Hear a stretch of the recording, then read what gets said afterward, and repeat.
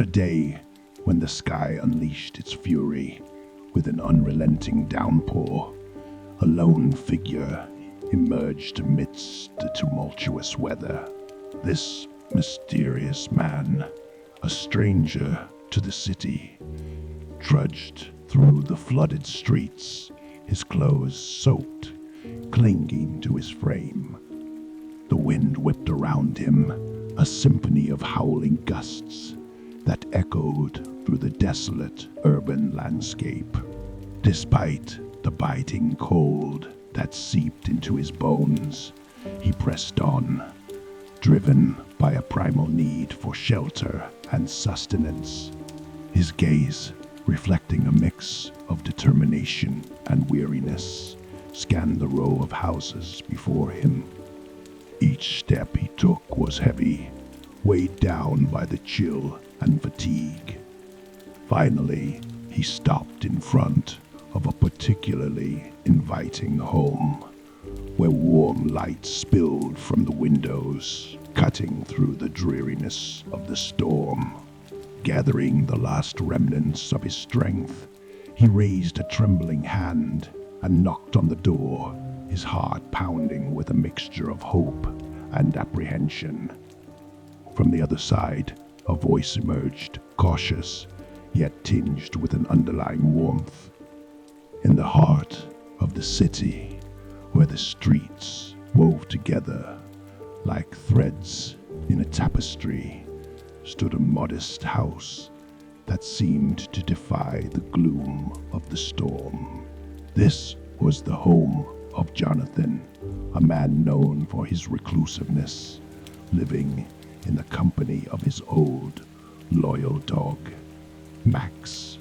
The house, with its aged walls and creaking floors, had been Jonathan's sanctuary for years, a place where he sought solace from the bustling world outside.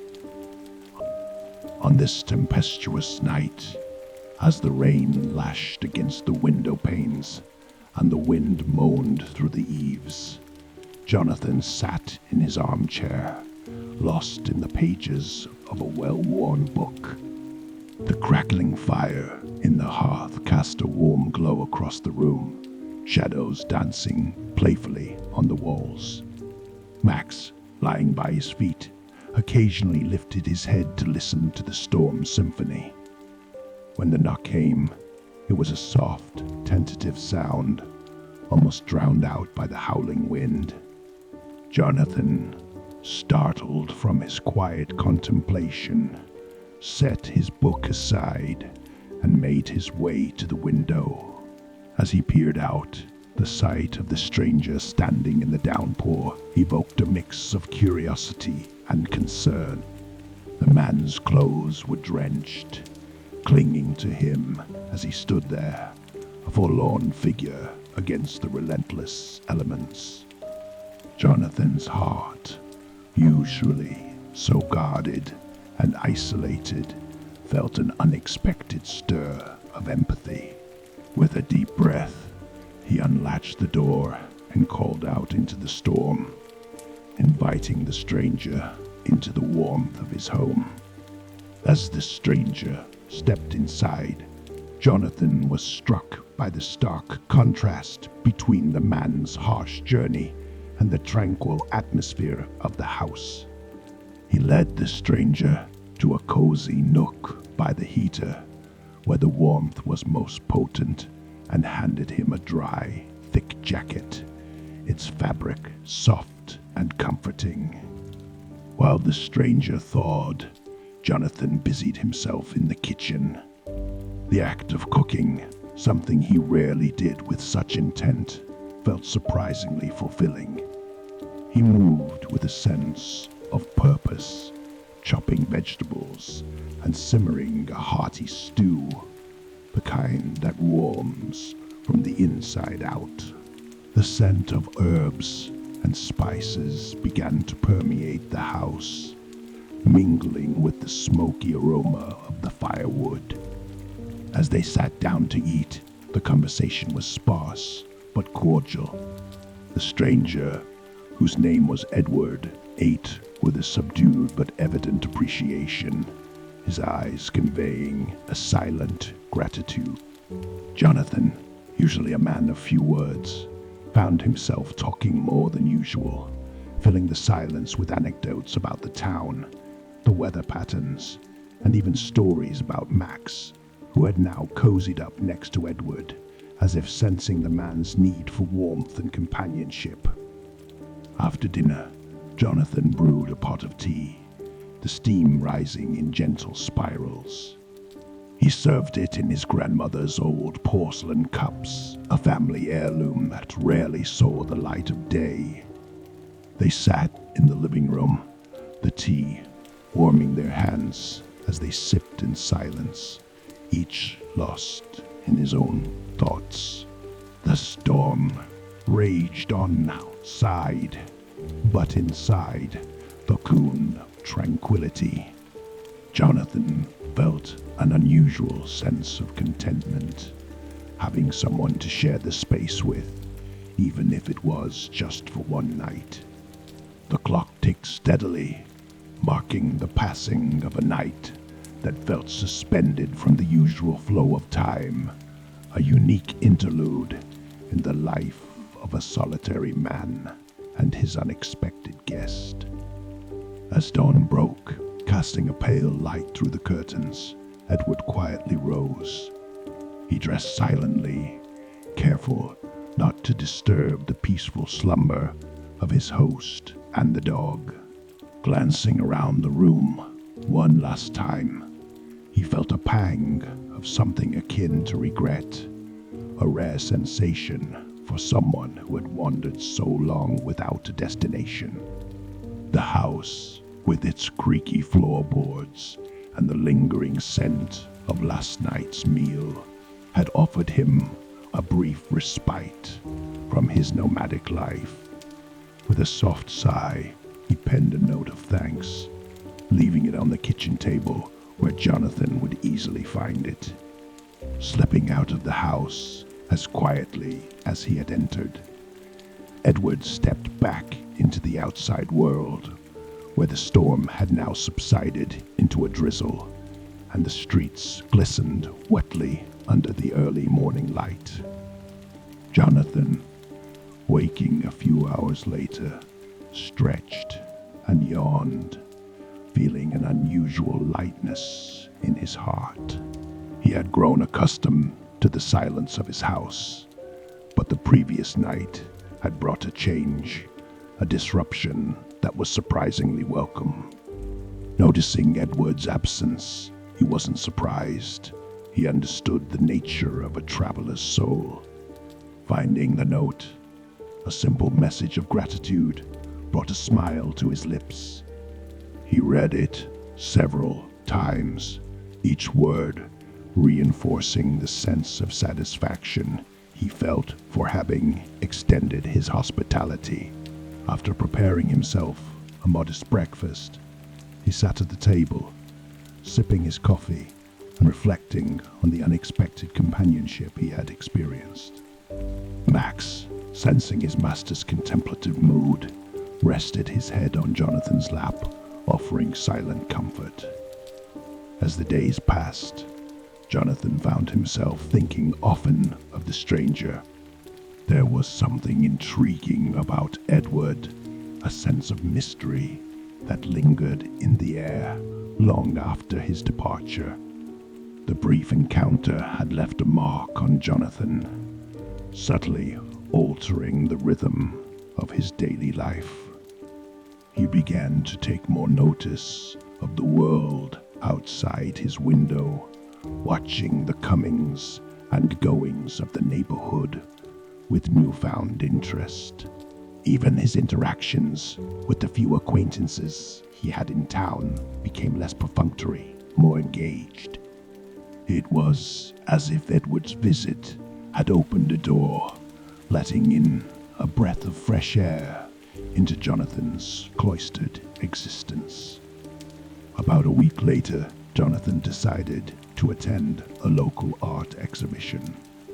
It was a rare outing for him, motivated by a desire to reconnect with the community and perhaps, in some small way, to keep the essence of that unusual night alive.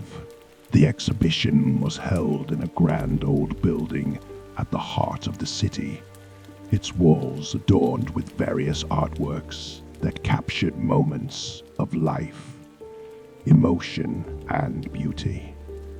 Jonathan wandered through the halls, his eyes scanning the paintings and sculptures, appreciating the talent and expression poured into each piece. Then, in a quiet corner of the gallery, Jonathan's gaze fell upon a painting, made his heart skip a beat. It bore it of a man, his features strikingly familiar. The brushstrokes captured a certain melancholy in the eyes, a depth that Jonathan recognized immediately. It was Edward, unmistakably so. The resemblance was uncanny, and for a moment, Jonathan felt a chill run down his spine, not from fear, but from the sheer improbability of the situation. He leaned in to read the plaque beneath the painting, his eyes widening in disbelief as he absorbed the information. The painting was dated over 50 years ago, the artist long deceased, and the subject of the portrait unknown, but noted for his enigmatic presence. Jonathan stood transfixed before the painting, his mind racing with a tumult of questions. How could a man he met merely a week ago be the subject of a half-century-old portrait? He studied the painting intently, each brushstroke telling a story that seemed both impossible and eerily real. The eyes of the painted Edward seemed to hold a depth of secrets, a silent narrative that transcended time. Around him, the gallery buzzed with the soft murmurs of visitors and the gentle footsteps on the polished floors. But Jonathan was lost in a world of his own, trying to piece together the puzzle unfolding before him. Compelled to learn more, Jonathan approached the curator of the exhibition, a woman with a keen eye for art history. He inquired about the painting, pointing out the startling resemblance to someone he had recently met. The curator, intrigued by his story, shared the little she knew. The artist was a reclusive genius, known for capturing the souls of his subjects, not just their appearances. She mentioned in passing how some local folklore suggested that the artist had the ability to see beyond the veil of time, but she laughed it off as mere superstition.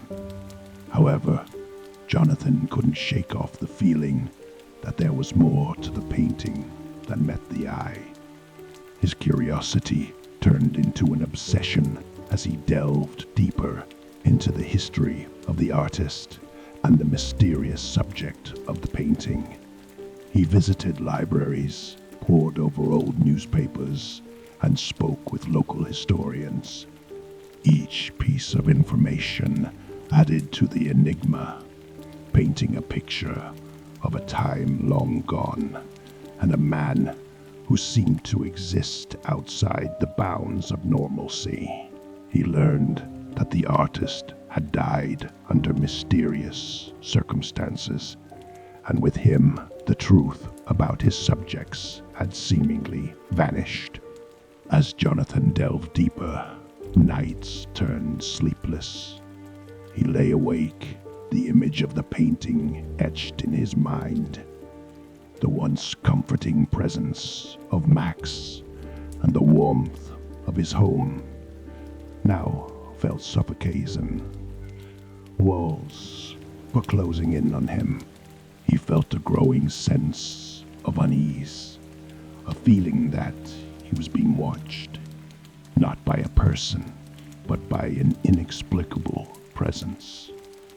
His days were consumed by a relentless need for answers, his once peaceful life now overshadowed by the haunting mystery of Edward and the painting. With each passing day, the line between reality and the inexplicable blurred. Jonathan's once logical and pragmatic mind began to entertain thoughts he would have previously dismissed. The painting seemed to call to him, whispering secrets he couldn't understand, but felt compelled to uncover. The image of Edward's eyes, so full of melancholy and depth, followed him everywhere, a constant reminder of the enigma that had upended his life. It was as if the painting had cast a spell over him, drawing him into a narrative that was as captivating as it was unnerving.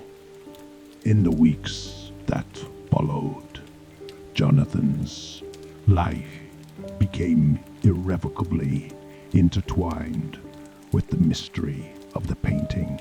He felt as though he was living in two worlds, one anchored in reality of his quiet life in the city, and the other lost in the depths of a mystery that spanned decades. The painting had become more than just a piece of art.